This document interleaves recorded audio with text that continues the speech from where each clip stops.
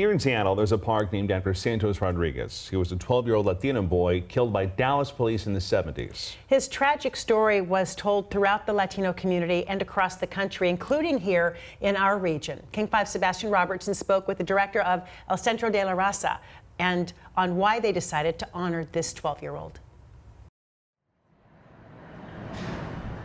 Among the swing sets and community garden, a plaque to remind park goers of a 12-year-old boy whose life was taken by a police officer a half a century ago. You can have solidarity, if you will, with things that don't just happen in your backyard. In July of 1973, Santos Rodriguez was killed by a police officer in Dallas, Texas.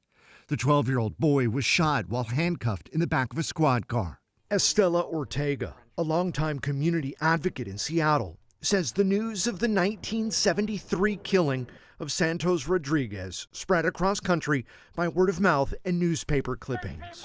Arriving in Seattle at a time where the city had a growing Latino population, one that was still finding its footing. There was a feeling that Rodriguez could have been any of them, any of us. The importance is to show when we're talking about police accountability and how the police treat people, it's a reminder of how bad they can be. In the years after his death, they named the park in Santos's honor.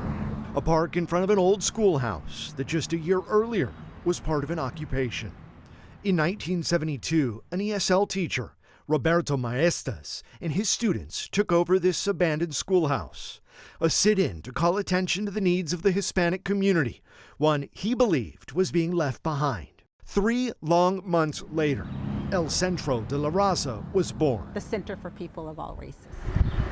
And in 2015, the park was officially dedicated in his honor. Santos has become a symbol of why we struggle for justice. In front of a special guest, traveling all the way from Dallas, Bessie Rodriguez, Santos's mother. It's an innocent child. They didn't find out that he was innocent until they took his life.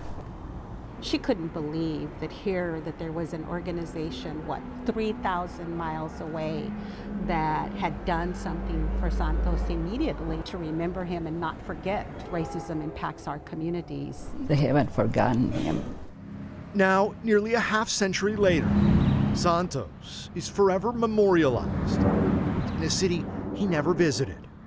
In Seattle, I'm Sebastian Robertson.